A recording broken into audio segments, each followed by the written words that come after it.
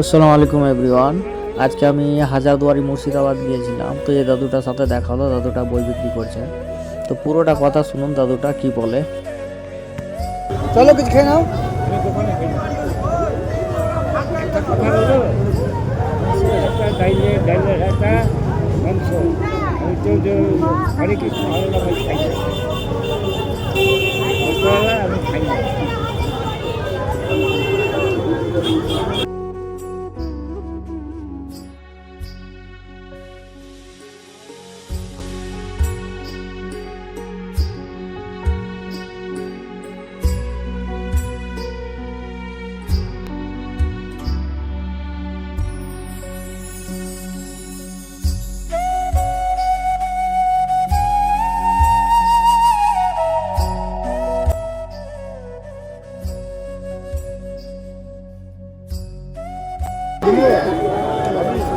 হ্যাঁ নিলাম।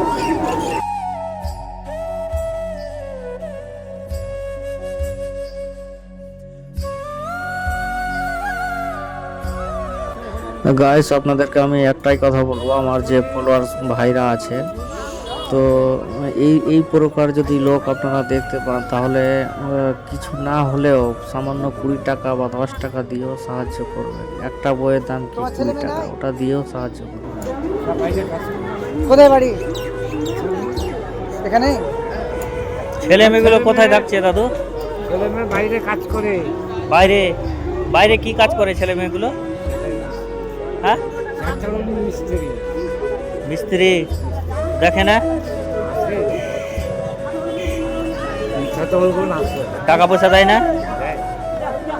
বছরে পাওয়া যায়। বছরে? হ্যাঁ, আসবে একদম নিয়ে আসবে। একটা কাজে ফেলতে গেছি, ছেলেরা 5 লাখ টাকা জানা এইটা ওরা ঠিক করছে, বুঝতে পারলা? বুঝে এসে তখন 1 লাখ। কটা ছেলে কটা মেয়ে? একটা মেয়ের ঘরে 2 নাতি, ছেলে 2, মেয়ে 1। আর আমার দাদি নাই? হ্যাঁ, আমার দাদি আছে। এইবার আসছি কেন বুঝলা তো? এই বিনা পয়সার চা যদি হয়, সারাদিনে কয়টা বিক্রি হয়? এই বইটা বিক্রি করে তেল বিনা পয়সা হয়। সারাদিনে কয়টা বিক্রি করতে পারো? সারাদিনে বেশি না।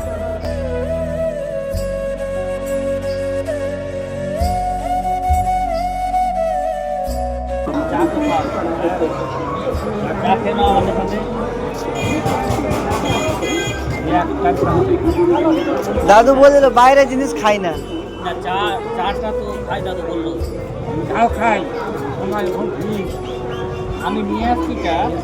চা খাও, বিস্কুট খাও। বিস্কুট খাবো না?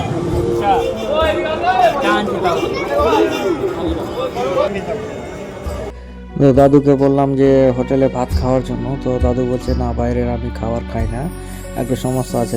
তাই দাদুকে বললাম যে তাহলে 1 কাপ করে চা খেয়ে নাও আমাদের কাছে। তাই চা এনে দিলাম আর নিজেও খেলাম।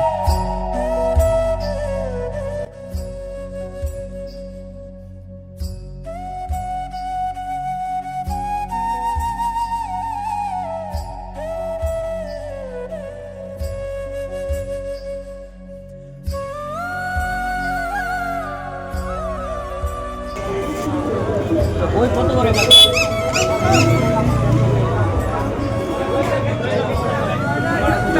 বাড়ি করে যাবো।